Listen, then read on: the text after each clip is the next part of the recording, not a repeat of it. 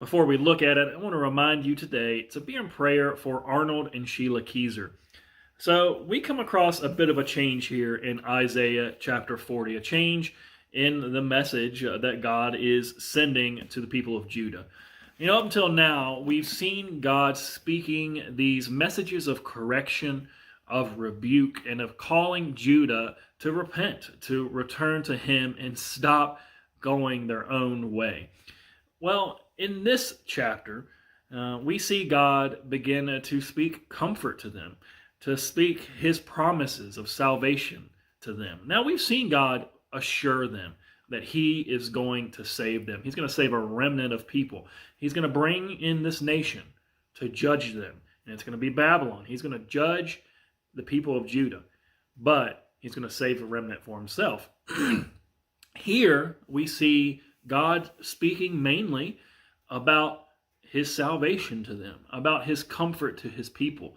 And I get the idea here that these chapters, that chapter 40 is written to the people of God who have already experienced His judgment and His correction. They may be the people who are in captivity in Babylon. And He's speaking out words of comfort to them, letting them know that He is going to save them, that they still are His people. This is a group of people who have been through an experience that they feel like they've lost everything. They really have experienced this judgment of God fall on them. And this passage begins like this process of God reassuring them.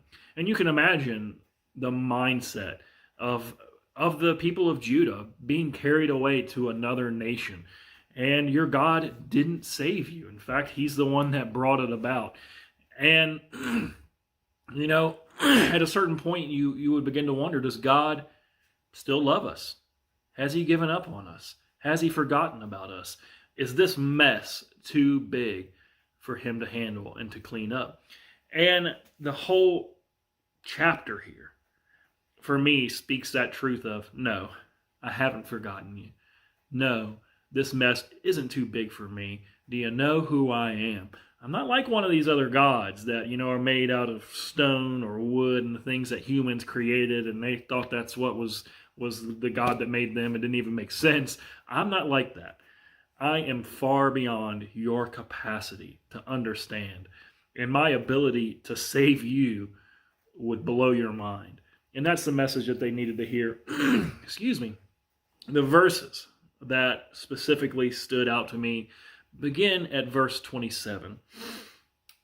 Isaiah, God speaking through Isaiah, says, "Why do you say, O Jacob, and speak, O Israel? My way is hidden from the Lord, and my right is disregarded by my God. Have you not known? Have you not heard? The Lord is the everlasting God, the creator of the ends of the earth. He does not faint nor grow weary. His understanding is unsearchable. He gives power to the faint, and to him who has no might, He increases strength. Even youth shall faint and be weary, and young men shall fall exhausted. But they who wait for the Lord shall renew their strength. They shall mount up with wings like eagles. They shall run and not be weary. They shall walk and not faint." The key message of that passage, of that little group of verses there, is that those who wait for the Lord shall renew their strength. And that is all God wanted them to do. That was their response that He expected from them. Not to sort their own trouble, not to fix the mess that they got themselves into, to repent of their sin, but to wait on the Lord so that He can show them His saving power. And when we get into dark places like they were, and even when we're experiencing the consequences of our own sin, we can repent of our sin, but we can't undo it.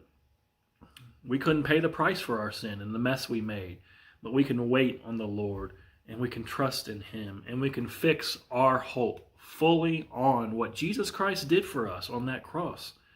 When he died and he took all of our disgusting sin and our mess on himself. And he crucified it and he rose to life and he had victory over it. And that's what our eyes need to be on today. So I want to encourage you with those words. If you need strength today, if you're going through a battle, if you're wondering, Lord, do you still love me? Are you able to take care of this? We have to have a high view of who God is, not a low view. He's not down on our level. He is so far above us. And he wanted Israel and Judah to have a high view of who he is. He ain't like a little idol. He can do anything. There's nothing that is beyond him. And his salvation, we cannot comprehend. And he loves us. Isn't that amazing? I'm thankful for this passage today. And if God spoke something to you out of it, I'd ask you leave us a message on Facebook, on YouTube. And remember, let's minister to one another. God bless you guys. And thank you so much for taking time to listen to this.